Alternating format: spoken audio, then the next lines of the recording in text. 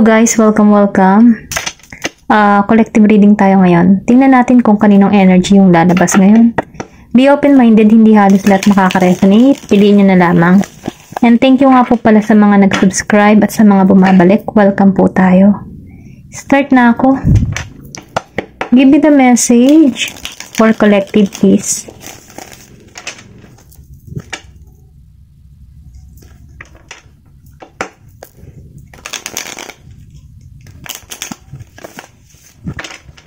Okay, give me the message for collective please.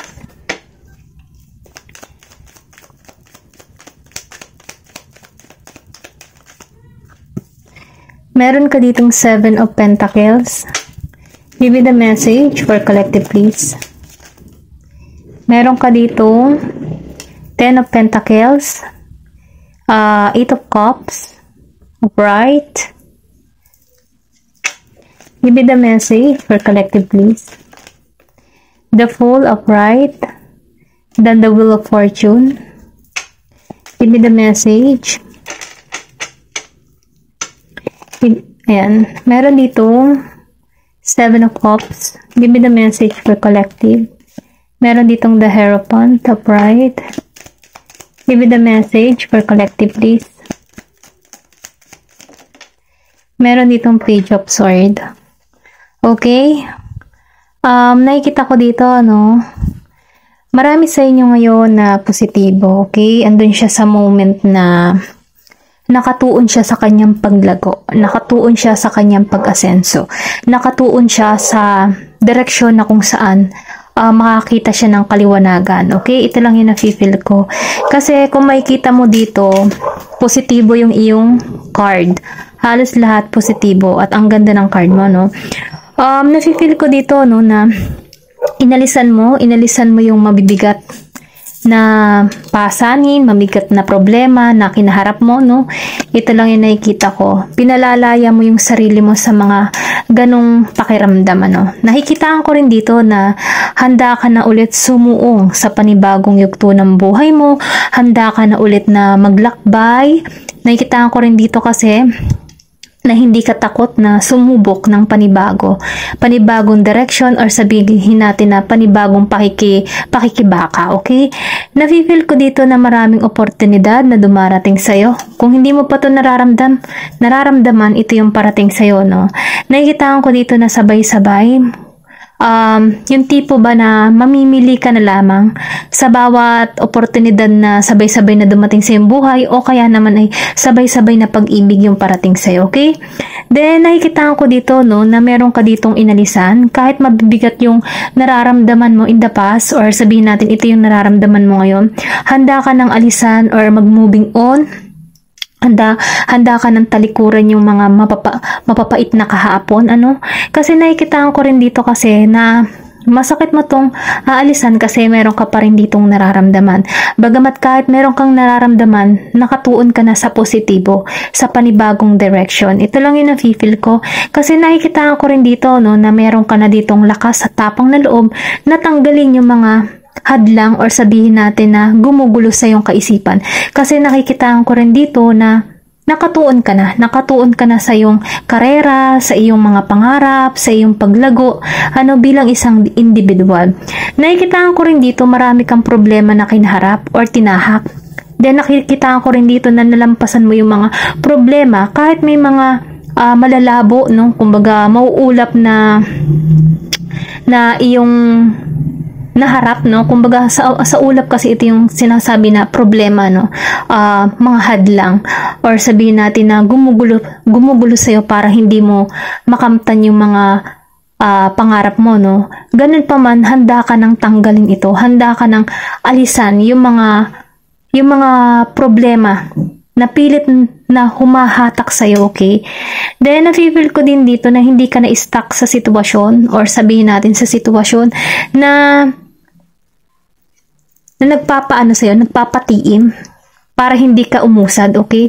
Nakikitaan ko dito na maling lakas ka na ng loob na tanggalan yung mga ganon pag-uugali, Then, nakikitaan ko rin dito, no, na nagkakaroon ka dito ng kaliwanagan. Nagkakaroon ka dito ng pag-asa.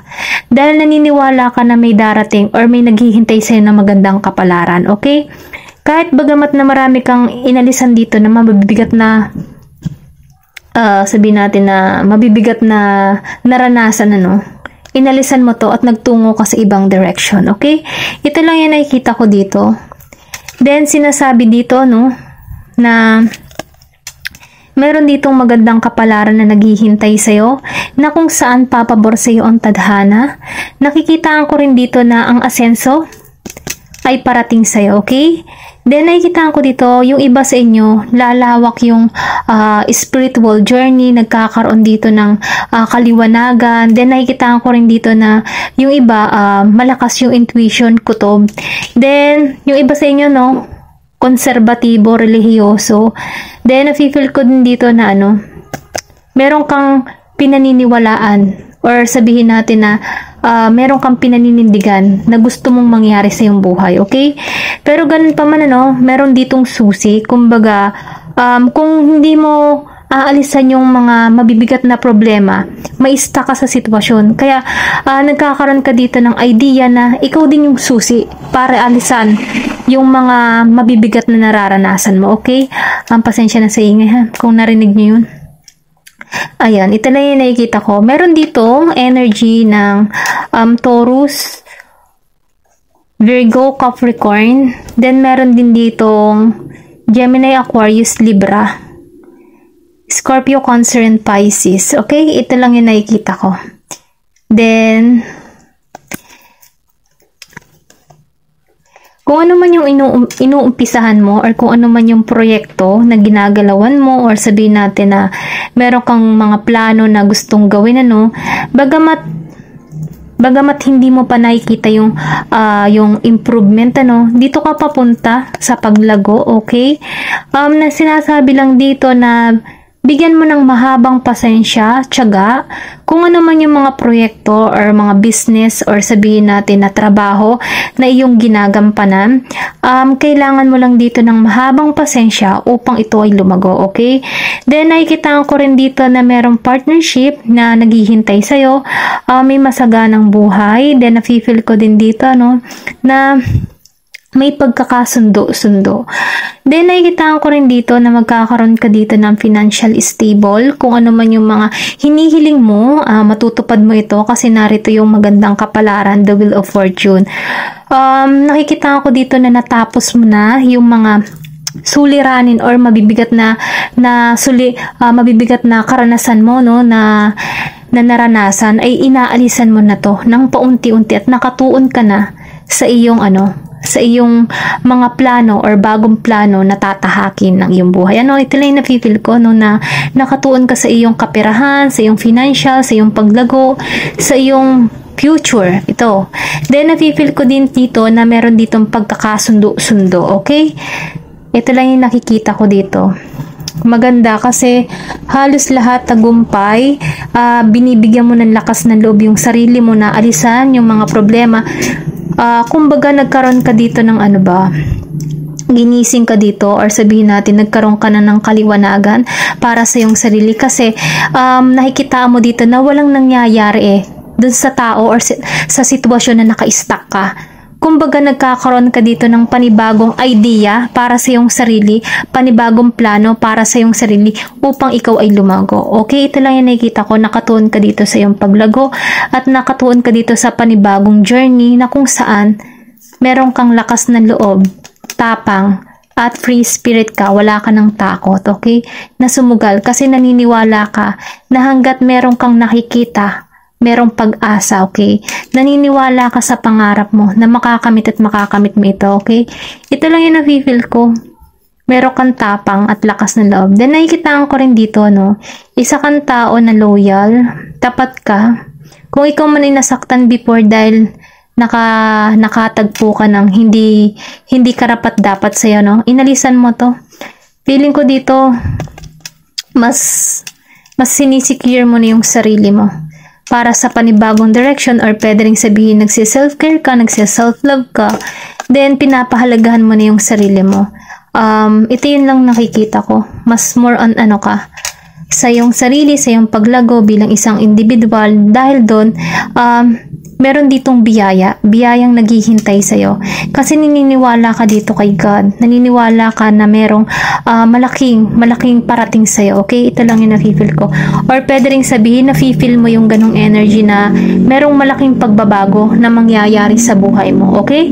Ito lang yung nakikita ko, no? Pero ganun pa man, tingnan pa natin dito.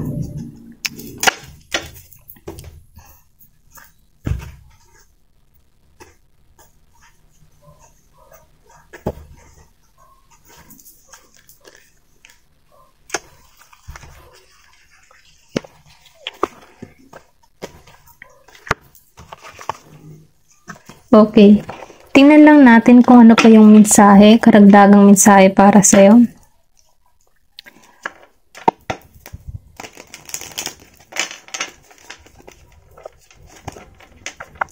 Give me the message for collective. Masyadong madami. Tanggalin ko lang to, no? Give me the message for collective, please.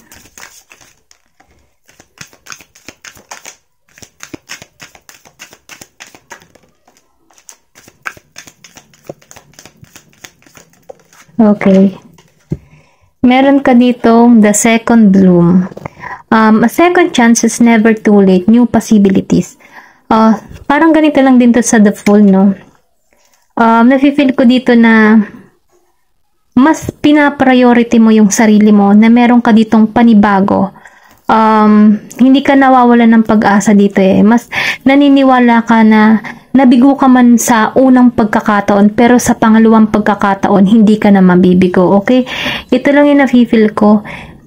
Yung pang pakaramdam na, no, na-feel ka man, pero alam mo, yung feel na yun, merong mas magandang mangyayari, okay? Dahil nakikita ko rito ng paglago eh. Kumbaga, sinasabi dito, kailangan mo lang maging patient at maging bukas ang palad mo sa mga panibagong hamon. Ito lang yung nafe-feel ko dito. Hindi pa huli ang lahat. Then, meron ditong bagong umpisa, bagong simula, okay? Then, tingnan pa natin dito sa isa. The Great Mother. Surrender to the mystery. Fall into her arms. Napifeel ko dito, no? Kasi dito sa The Hierophant. Ikaw yung tipo ng tao na relihiyoso eh. Naniniwala ka sa misteryo. Misteryo ng buhay. Na kumbaga, bawat misteryo na ating tinatahak ay may kanya-kanyang sagot. Ganun pa man, kahit ano man yung misteryo na tinatahak mo, meron ditong magandang mangyayari sa bawat misteryo at may magandang bunga na naghihintay. Ito lang yung nafe-feel ko dito kasi kahit marami kang naranasang pagsubok, hinahayaan mo na lang, ipinagpapasa Diyos mo na yun. At alam mo na nasa mabuti kang kamay at alam mo na nasa tamang landas ka. Okay? Ito lang yung nafe-feel ko. Kasi kung makikita mo dito, may cross. Kita mo? Kita mo? Ayan, may cross siya. Then, meron pa ritong kamay na naka-hold, nakaganon siya dun sa cross. Then, kung makikita mo dito, iniingatan ka dito eh. May pag-iingat na ginagawa sa'yo dito. Na kung saan, na iniingatan ka dyan para ikaw ay mismong lumago, no? Kasi kaya nasabi kong lumago dahil dito may mga bulaklak. Bulaklak sa pag-itan nito, no? Na kumbagay iniingatan ka dito kasi precious ka dito eh.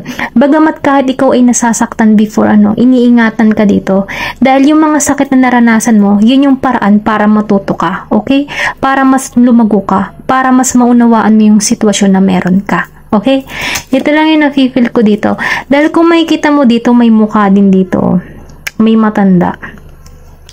Mafe-feel ko dito na ito yung pagsubok na nalampasan mo, Kumbaga, ibinibigay mo na lamang sa taas. Ipinagpapasa Diyos mo na lamang lahat ng mga nangyayari sa'yo. Then, nakikita ko rin dito, na meron ditong parang, phoenix. Kumbaga yung phoenix yung tipo na, nawala ka, namatay, Then, bumangon kang muli. Ganon. Ganon lang yung nararamdaman ko dito sa The Great Mother. Iniingatan ka. may pag-iingat sa'yo, okay? Nalampasan mo na yung mga pagsubok na kinakaharap mo, nagkakaroon ka na ng kaliwanagan, ganon. Then dito, no, sa the grandmother, tinan mo, grandmother, then mother, great mother, so ancestor, mga kaninu-ninuan. I think yung mga ninuno mo, no, hindi ka pinababayaan, sinusuportahan ka pa rin, ano, na malampasan mo yung mga pagsubok at natutuwa sila sa bawat hakbang or desisyon na ginagawa mo kasi naalisan mo yung mga problema na kinakaharap mo. Then, naniniwala sila sa'yo, sa iyong kakayahan, binibigyan ka nila ng ng panibagong pananaw, pinapaalala sa'yo yung mabuting gawa na kung saan dito ka matututo, or dito ka lalawak sa mga mabubuting gawa na iyong tinatahak, or pwede ring sabihin na pinapaunawa sa iyo yung mga hindi makakabuti para sa iyo, okay?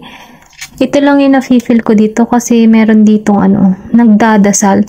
May mga nagdadasal na ancestor mo or sa mga ninuno mo na na yung tipo ng, kasi, di ba, sa ancestor, yun yung mga kaninu-ninunuan na natin na naiyaan yung mga salin-salin lahi na kaalaman. Kumbaga, naipapasa nila sa iyo yung kanilang kaalaman ng sinasa-isip sa'yo, okay? Kumbaga, sundin mo din yung inner voice mo or sila din yung gumagabay sa'yo para hindi ka mapariwara. Ito lang yung nafe-feel ko, no? Kasi kung makikita mo, ang dami dito talagang nagdadasal sa'yo. Okay? Naniniwala at nagtitiwala sila sa'yo na malalampasan mo yung pagsubok mo. Kasi kung makikita mo, nakahawak sila nakaganon sila dun sa liwanag. Pinagdadasal kanila. Okay? Ito lang yung nakikita ko dito. Then, meron dito, no, the breathing rose.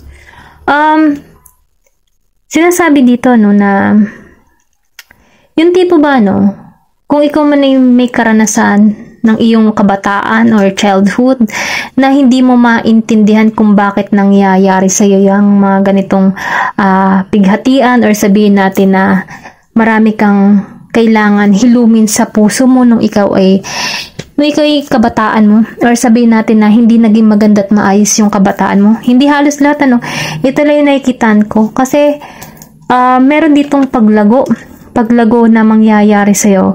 Nafe-feel ko dito, na kailangan lang ng oras at panahon para maghilom yung mga masasakit na experience mo na nadadala mo pa hanggang sa ngayon. So, sinasabi dito na kailangan mong pakawalan, at mas lalo kang, lumago. Binibigyan ka dito ng pangunawa sa mga nangyayari sa'yo, sa mga sitwasyon na tinatahak mo, okay? Kasi nakikitaan ko rin dito na ginagabayan ka, pinoprotektahan ka dito. Kahit ikaw man ay nasasaktan in the past, nakikitaan ko dito na maghihilom ka dahil meron ditong second bloom. So, ibig sabihin na hindi pa huli ang lahat para sa'yo, para sa pagbabago, dahil merong magandang naghihintay sa'yo. Then, nakikitaan ko rin dito na iniingatan ka dito at ginagabayan ka ng mga kaninu-ninuan mo, okay? Ito lang yung nakikitaan ko kasi meron ditong mapalad. Okay? Mapalad, swerte, mga biyaya, blessing, inalisan mo yung mga masasakit na karanasan mo at handa ka ng sumugal muli sa panibagong buhay mo kasi hindi pa huli ang lahat, okay? Ito lang yung nakikita ko, positibo. Thank you for watching and love and peace.